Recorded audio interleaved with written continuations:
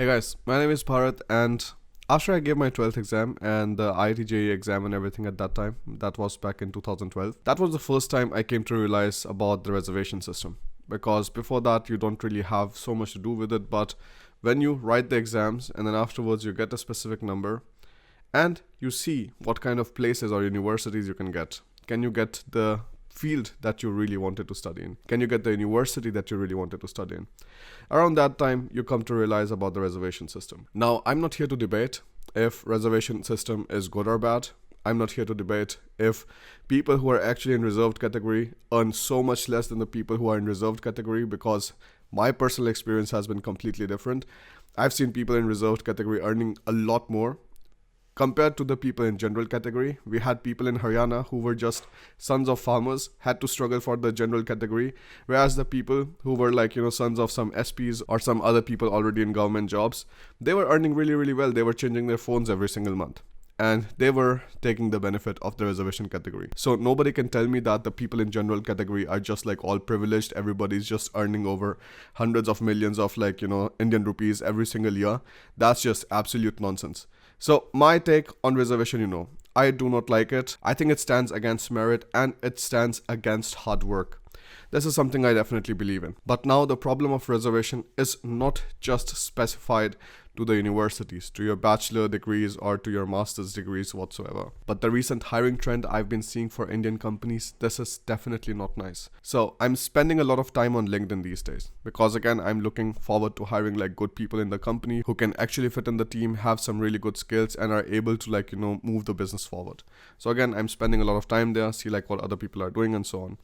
But there was this notion which is becoming very, very frequent now, and I'm going to show you on the screen. So for example, there are these kind of posts coming up. Looking for an assistant manager for the name of the company. Gurgaon, 4 to 5 years of CRM marketing index, blah blah. 2019-2020 graduates from Tier 1 MBA colleges.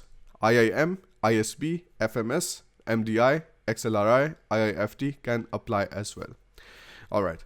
Now afterwards we have the same story going on for Flipkart. They're also writing here Tier 1 colleges and e-commerce sectors preferred, looking for someone who is able to join in 1 month. Now, when companies like Preferred, and I'm not saying here that Flipkart is doing it or any of these companies I'm mentioning here are doing it. These are just the things that I found on LinkedIn.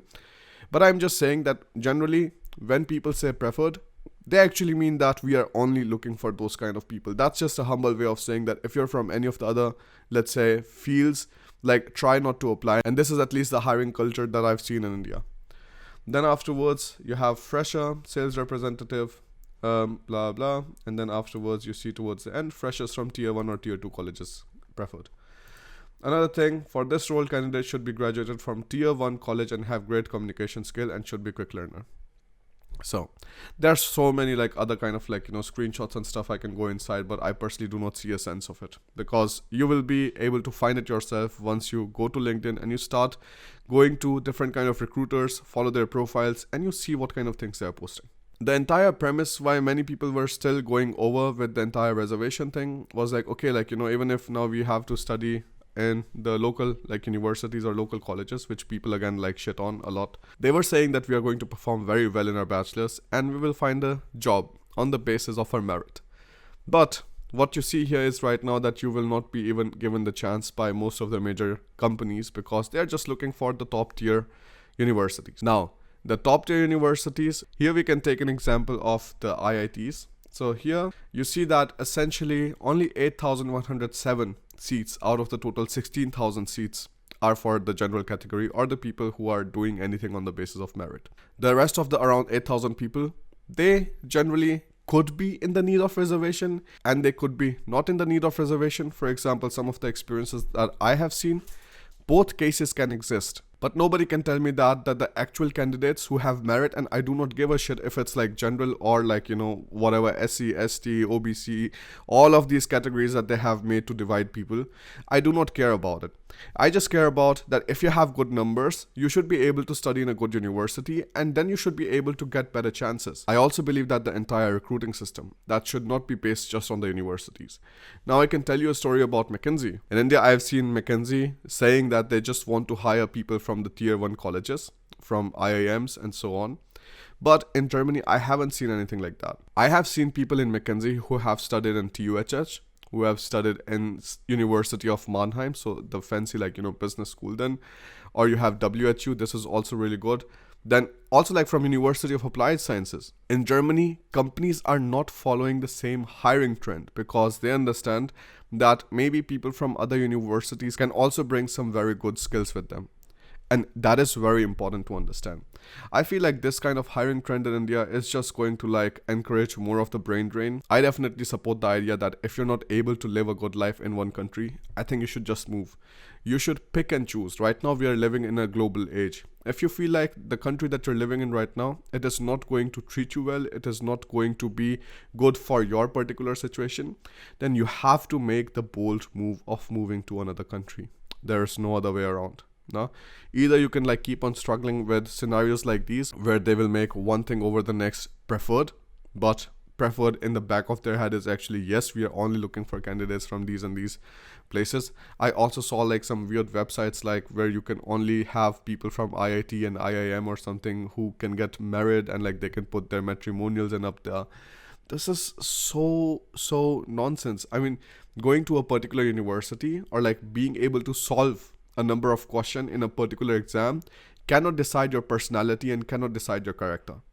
I did not go to IIT, I did not go to IIEEE whatsoever. I studied in Dikrasmurtal. It was a state government university, and my experience with that was really nice actually. In the end, I found some really nice friends, and during the university time, I was able to go to a conference abroad because for these kind of things, you need a no objection certificate from the university. And even though in the starting there was some hassle, but it was nice. I mean, I was able to build myself up.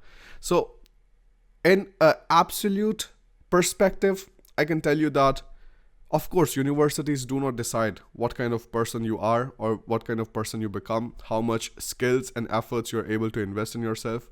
But the hiring trends here, they do not recognize that in India, which is a very, very bad sign. So if you feel like you're in a similar situation, and you feel like being in this country, you cannot grow into what you want to be, I think giving other countries a chance is not a bad idea at all. No, you should definitely think about it.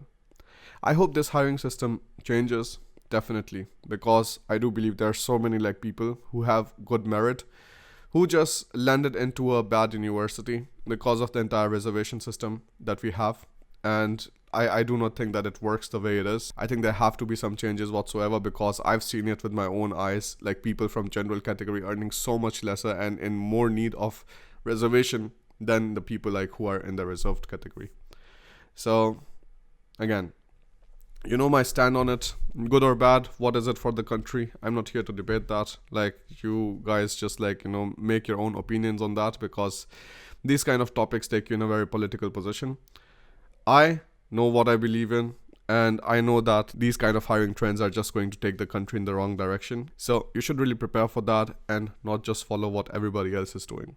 In my bachelor's, everybody else was doing preparation for GATE, preparation for IES, all of these other things. They were going for US, Canada, Australia. These were the three things that they were really passionate about. In the group of people who were very passionate about going abroad, I was like, no, I'm not going to go to any of these. I'm going to go to Germany. And it panned out really well in the end. I've been able to start my business. I've been able to give employment to 8 other people. And I really doubt all of this would have been possible if I would have stayed in India. Yeah, these are just my thoughts on this. And I hope you understand something. Of course, there will be people talking nonsense in the comment section again. But just understand the actual message of this video and learn something from it. Thank you so much for watching this video. I'll see you in the next one. Bye.